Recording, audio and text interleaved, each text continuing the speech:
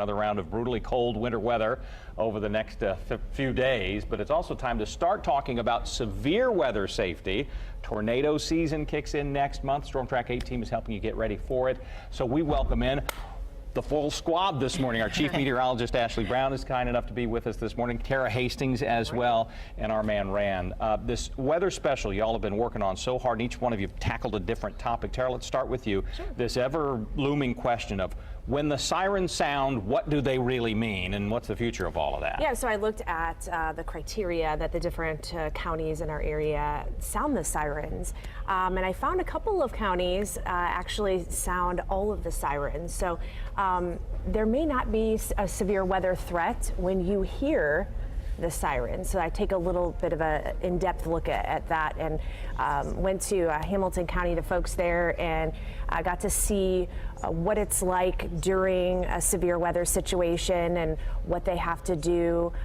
It really is kind of an organized chaos, I guess you could say, and I got to see the computer that they actually use to sound the siren. And also get into what the siren is not intended to do. Yes, it is not intended to be your only way of getting tornado or severe weather information. You've got to have multiple ways to get that information. Like you three.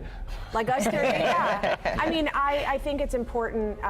You can obviously hear the sirens in your house sometimes, but don't let that be the only way of getting your severe weather information. A weather radio, I like to call it the smoke detector of severe weather. Right, when that goes off, you need to take action. So we'll hear phrases, during coverage. Shelter in place is one of those. You look at preparing for disaster. Yeah, actually we did a Facebook poll over the last week, and 60% of people who on that poll, they don't have a severe weather plan. So there is no plan at all.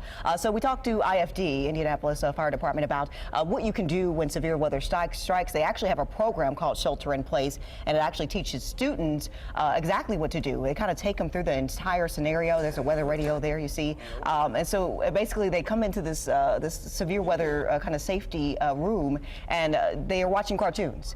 And just like this, the severe weather alert goes off. They hear the sirens. They get to experience the thing, a severe weather storm, as if it's happening. And then they talk about what to do when severe weather strikes. So it's a great way to teach your children, because maybe you're not prepared. Maybe you think, I don't know exactly what to do, so how do I tell my kids what to do? I can't tell many times I've learned things from my kiddos coming home from school saying, this is what we do. And so, I hadn't thought of that. Right. Let's talk about maybe doing that at home. Yes. Randy, we focus on twisters. We saw that picture. The funnel clouds, the spectacular thing. As long as it doesn't hurt anybody, it's something we can sort of wonder in awe about. They do turn deadly sometimes, but you make the point.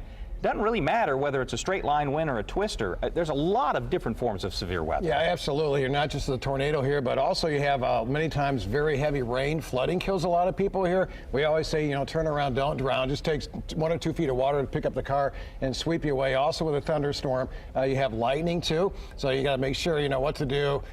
Don't stand under trees. Stay inside till the storm does pass on by. And also you got to have a severe weather kit. A battery there. You have water and things like that. Make sure your cell phone is all charged up for when severe weather does move through. And all of these individual stories that they've worked so hard on, team effort as well. This is all going to be 6:30 tonight to the weather special. Right here. So part of our coverage, sounding the sirens, outdoor safety, getting ahead of the storm, all of this in our special that we're calling Preparing for the Storm. Drew? All right, Scott, one of those ways that we prepare, and we always talk so often, is about the app. And I know, you Stephanie, bet. you've